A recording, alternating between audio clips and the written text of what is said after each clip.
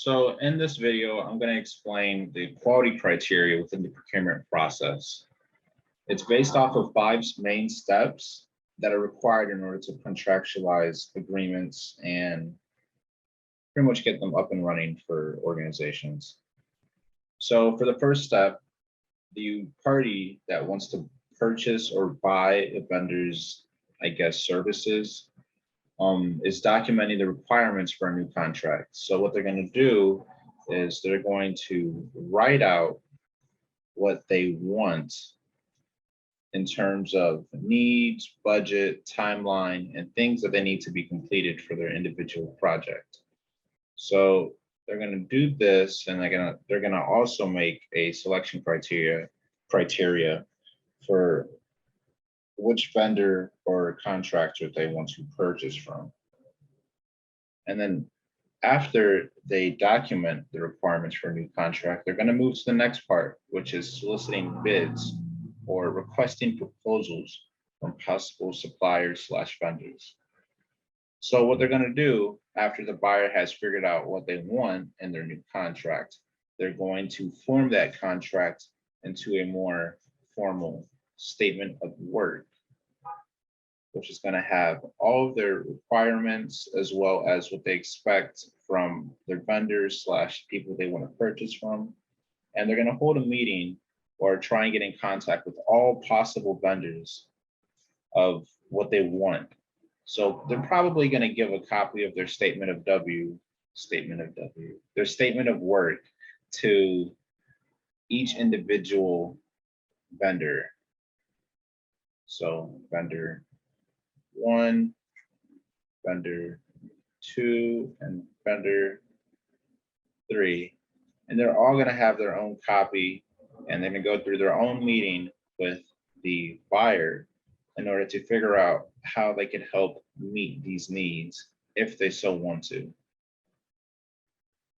So pretty much it's just giving a fair shot to all of the vendors in order to see who would best be able to meet the needs of the buyer, which is this guy right here. After the second step, we're going to move to the third step in the chain. And this time it's going to be the vendors creating their own proposals. So we have the vendor 1, 2, and 3, and they're all going to create their own proposals based off of what they saw within the statement of work.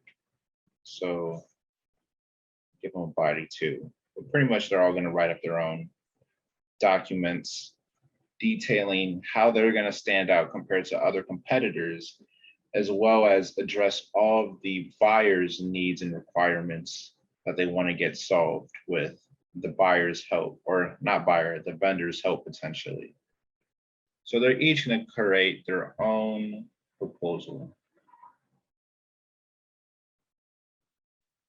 After that third step, we're going to move again to the viewpoint of the buyer, where they're going to now look at all proposals from the different vendors and compare and contrast which proposal is going to best fit their needs. So what this entails is the person doing a lot of thinking, or the organization doing a lot of thinking on which proposal would best suit their needs for their statement of work, especially within timeline, budget, and other things like that. So then after that fourth step in the procurement process, we're going to move on to the final step, which is after the buyer has made their selection of which person to do contracts/business with, they're going to go into a contractual agreement where they shake hands. And this is the vendor, say this is vendor 2, who we ultimately went with. And this is the buyer.